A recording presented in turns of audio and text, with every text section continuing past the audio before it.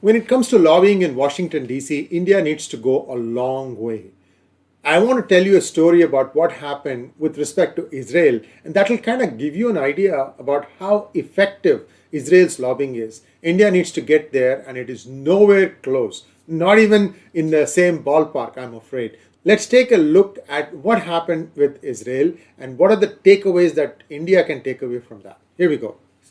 You all may remember this thing about Iron Dome project. What Iron Dome is some sort of a shield that Israel has in place so that it can blast out incoming missiles in the high space itself, not allowing them to land on the ground. Remember that Israel is a very small sliver of land and it is surrounded by adversaries, and one side it has, of course, the ocean. So there is constant threat. So Israel has invested heavily in this Iron Dome project, and to some extent it gets funding from United States for doing that. So imagine the surprise on 23rd of September 2021. The squad consisting of Ilhan Omar, Eliana Presley, Rashida Tlaib, remember the people. They all got together, somehow convinced the Congress to deny the 1 billion funding for Iron Dome that United States had promised. 23rd September 2021. Guess what happened? Within 24 hours, this is what happened. On 24th September, the Congress convened again and overturned the vote of the 23rd. And you know the number? 420 to overturn it versus 9. And interestingly, I'll tell you what the interesting thing part about it in just 1 second. But look at their reach. Within 24 hours, they called up every congressman and woman and probably told them, remember all these things we did for you? Now was the time to ask them for the favor that was owed. So they managed to get everyone marching to their beat in just 24 hours. And look at what India is doing. Has India come out with any kind of a statement on this stupid caste discrimination bill that Seattle has passed? The mayor hasn't signed it yet, but it's imminent. He'll sign it probably today. Today is the working day. He will probably sign it. But does India say anything about it?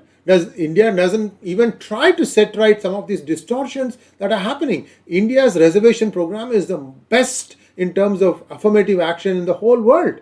Why doesn't it come out and say that? No, it won't say anything. Because India understands nothing about lobbying. That's what I'm going to say. Now, let's play out on what happened after this. This is 𝗥𝗲𝗳𝗲𝗿𝗲𝗄 Ocasio-Cortez, and after that vote where it was overturned, she was seen crying. Interestingly, she changed her vote from a no to present. So, some serious arm wrestling took place on the night of 23rd, where people told her, you better not even say no. You dare not even say no to the vote, and we'll let you just be present, which is sort of like abstaining. And she has to cry for that.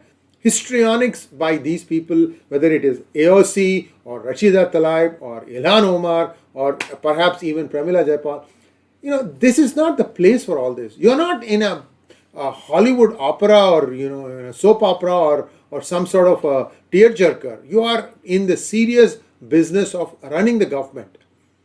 Grow up to that job. I hope they do. So now let us just try and summarize what happened. In 2021, it was Bibi Netanyahu who was the Prime Minister of Israel, and the Democrats didn't really like him, but the Israeli lobby could effectively get almost all the House members to overturn their own vote, cast just 24 hours before. India will need to have similar capabilities. It has enemies within and without. The days of being non-aligned are over. Aggressive, fact-based rebuttal is the need of the hour. Will India do it? That's $1 million question. Thanks for watching. Please like, share and subscribe to our channel. Don't forget